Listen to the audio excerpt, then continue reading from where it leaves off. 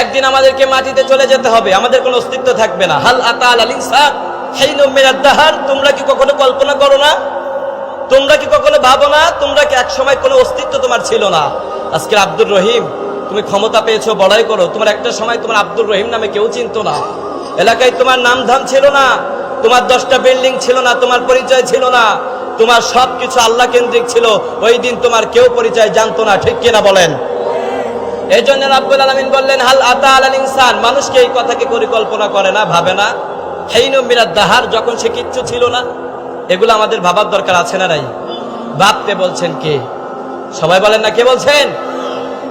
এরপরে রাব্বুল আলামিন বললেন হুয়াল্লাযী খালাকাকুম মিন তিনিন সুম্মা কাযা আজালা ওয়া আজালুম মুসাম্মা ইনদাহু সুম্মা আনতুম তামতারুন। রাব্বুল আলামিন বললেন হুয়াল্লাযী খালাকাকুম মিন তিন সুম্মা কাযা আজালা, এই মানুষ সৃষ্টি করার পরে মানুষের জন্য আমি আল্লাহ রাব্বুল আলামিন একটা সময়কে নির্ধারণ করে দিয়েছি। এই জন্য আজকে আপনি যে বেঁচে আছেন, ওই সময় নির্ধারণ করার ভিতরে এই সময়টাও একটা, ঠিক কিনা বলেন?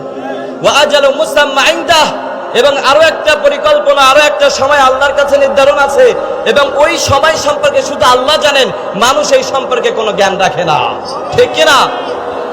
এই জন্য দেখবেন পৃথিবীতে আসার সিরিয়াল আছে, যাওয়ার কোনো সিরিয়াল নাই। পিতা আসছে, পিতার অবচরে আল্লাহ রাব্বুল আলামিন সন্তানকে পাঠিয়েছেন, মায়ের কোলে সন্তান পাঠিয়েছেন, কিন্তু যাওয়ার সময় মা সন্তানকে বিদায় দেয়, ঠিক কিনা?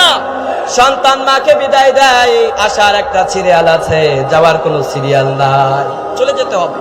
আলহাকুমুত তাকাসুর হাত্তা যুরতুমুল মাকাবির, সবকিছু ছেড়ে একদিন আমাদেরকে চলে যেতে হবে, ঠিক কিনা বলেন? এই জন্য রাব্বুল আলামিন বলেন তোমরা কি কখনো কল্পনা করো না, ওয়া আজালুম মুসাম্মা ইনদাহু, তোমাদের মৃত্যুর খবর শুধুমাত্র একজন জানেন, তিনি কে? এখানে শুধু মৃত্যুরা, আগামীকাল যে আপনি কি করবেন এটা আপনি জানেন না, এটা আপনার পরিকল্পনায় নাই, এটা আল্লাহর পরিকল্পনায়, ঠিক কিনা? আপনারা বলেন তো 5 তারিখের আগে কেউ কি কল্পনা করেছিলেন যে উনি বিদায় নেবে? কথা কন না কেন? আরে পিছনের ভাইরা জানতো, ওই যে ওনারা কথা কয় না, ওনাদের কয়া দিয়েছিল ফোন দিয়া, হ্যাঁ ফোন দিয়েছিল রে।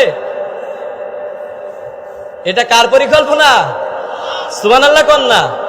এজন্য রাব্বুল আলামিন বললেন ওয়া আজালুম মুসাম্মা ইনদাহ, একটা আয়াতই যথেষ্ট তোমাদের জন্য। আল্লাহু আকবার, লিল্লাহি তাকবীর। আমি আয়াতটা তরজমা করতেছি, আমার গায়ের লোমগুলা খাড়া দিচ্ছে। আমার এই উদ্ধৃতি দেওয়ার ইচ্ছে ছিল না, বাট কথা প্রসঙ্গে চলে আসছে। আল্লাহু আকবার, কত বড় একটা বিপদ থেকে আল্লাহ আমাদেরকে মুক্ত করেছেন, সুবহানাল্লাহ। আজকে যদি থাকতো এরকম মুক্ত মনা ভাবে, আপনারা কথা শুনতে পারতেন, এগুলা বলতে পারতেন, কথা বলতে পারতেন।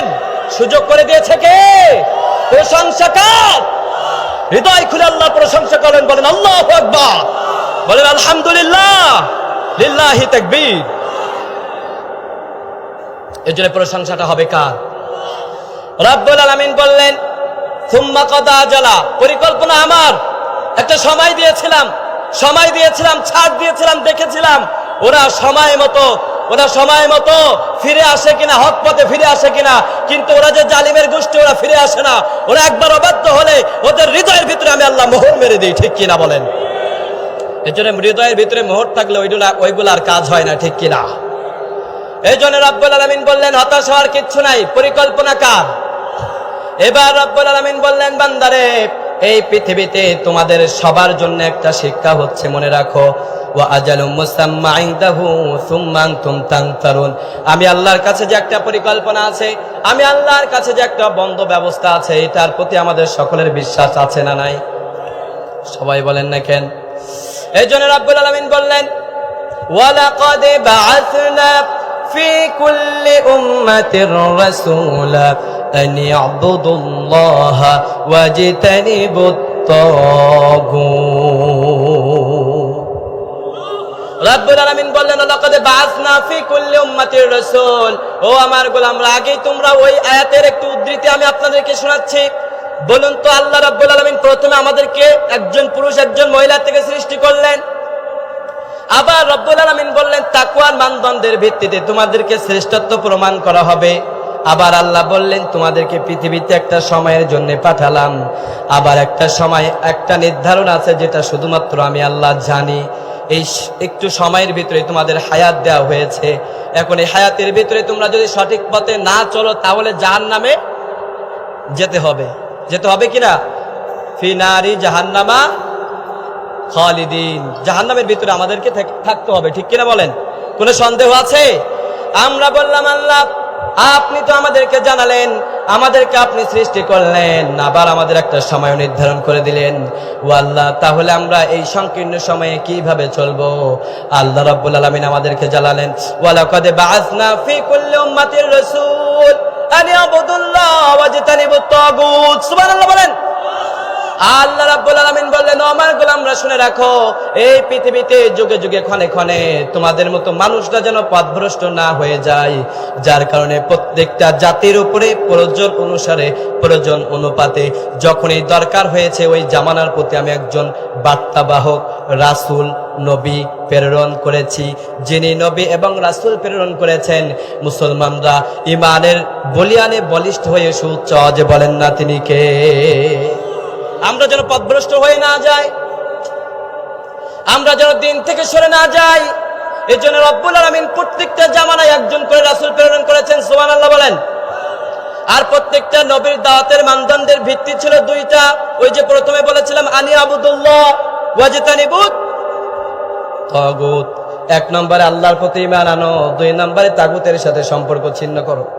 এখন শুধুমাত্র অক্ষরিক অর্থে আমরা তাগুত বলতে কি বুঝি? এতদিন আমরা যেটা জেনেছি, অনেক সময় আমরা এগুলা লুকিয়েছি, অনেক আলেমরাও এই থেকে বঞ্চিত হয়েছে, বলতে পারে নাই। কেন বলতে পারে নাই? কেননা তাদেরকে বাধা দেওয়া হয়েছে, ঠিক কিনা বলেন? তাগুত আসলে কি? খুব ভাববার বিষয় না?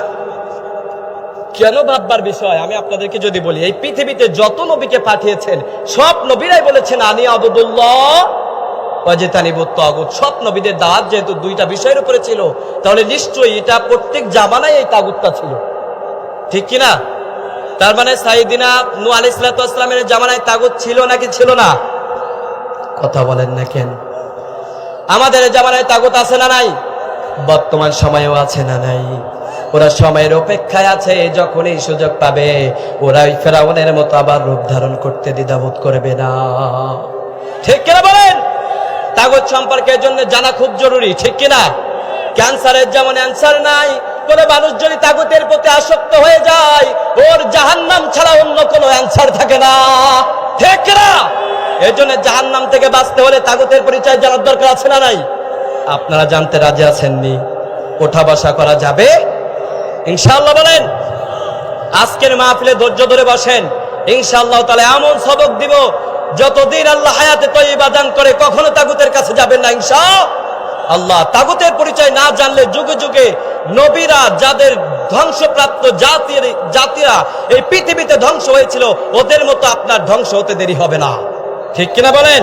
এই পৃথিবীতে ৬টি জনগোষ্ঠীকে আল্লাহ রাব্বুল আলামিন সরাসরি আসমান থেকে গজব দিয়ে ধ্বংস করেছিলেন শুধুমাত্র একটা মাত্র কারণে, একটা মাত্র লজিকের কারণে, সেটা হচ্ছে তাগুতের কারণে।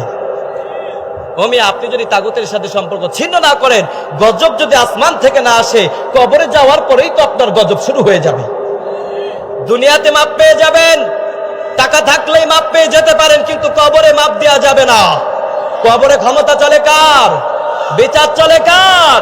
ওই কবরে গিয়ে নেতার পরিচয় দিবেন, হ্যাঁ দলের পরিচয় দিবেন, চলবে নাকি এগুলি? না, আমার 10টা বাড়ি আছে, লিখা দিব ফেরেশতা তুমি আমারে মাফ করে দাও, হ্যাঁ মাফ করে দিব। ওইখানে ঘুষ চলে না, ওইখানে পাম চলে না, তেলবাজি চলে না, কিন্তু বাংলার জমিনে তেলবাজি আছে না নাই?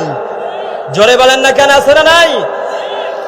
এই জন্য রাব্বুল আলামিন বললেন, শুনে শুনে তাগুত সম্পর্কে জানতে হবে। তাগুত শব্দের মূল উদ্ধৃতি কি, মূল অর্থ কি? তাগুত হচ্ছে যারা সীমা লঙ্ঘন করে, আরবিক ভাষায় তাদেরকে বলা হয় তাগুত। কি করে? কথা কন না কেন? সীমা লঙ্ঘন করে তাদেরকে কি বলা হয়? তাগুত। কিন্তু আমরা এতদিন জেনে আসছি তাগুত হচ্ছে যারা মূর্তি পূজা করে, মূর্তিগুলাই হচ্ছে মূলত তাগুত। কিন্তু তাগুত কিন্তু শুধু এটা না, আরো আছে যেগুলো আমরা জানি না, ঠিক কিনা বলেন? হিন্দু ধর্মের ভাইরা বোনেরা আমার উপরে মেহেরবানি করে রাগ করবেন না, কোরআনে যেগুলো এসেছে আমরা সবগুলো আজকে বুঝবো এবং শুনবো, বলেন ইনশাআল্লাহ। আমরা প্রত্যেকটা ধর্মকে সম্মান করি নাকি করি না? কথা বলেন না কেন? সবাই করেন তো? আলহামদুলিল্লাহ বলেন। আল্লাহ রাব্বুল আলামিন বললেন, শোনো, এই পৃথিবীতে কয়েকটা জাতিকে আমি আল্লাহ রাব্বুল আলামিন গজব দিয়ে ধ্বংস করেছি, এবং এই তাগুত শব্দটা কোরআনের ভিতরে আল্লাহ তাআলা 8 জায়গায় ব্যবহার করেছেন। আওয়াজ দিয়ে বলতে হবে কয় জায়গায়? 8 জায়গায় ব্যবহার করেছেন। এবং আল্লাহ তাআলা সাইয়েদনা নূহ আলাইহিস সালাতু ওয়াস সালামের জামানায় তিনি যে নৌকায় উঠে তার অনুসারীদেরকে নিয়ে যে বেঁচে গিয়েছিলেন, ওই সময়ের কথা আল্লাহ রাব্বুল আলামিন কোরআনের ভিতরে বলছেন। রাব্বুল আলামিন বলেন, ইন্না লাম্মা তাগাল মাউ হামালনাকুম ফিল জারিয়া। সুবহানাল্লাহ। রাব্বুল আলামিন বলেন, ইন্না লাম্মা তাগাল মা, এই পানি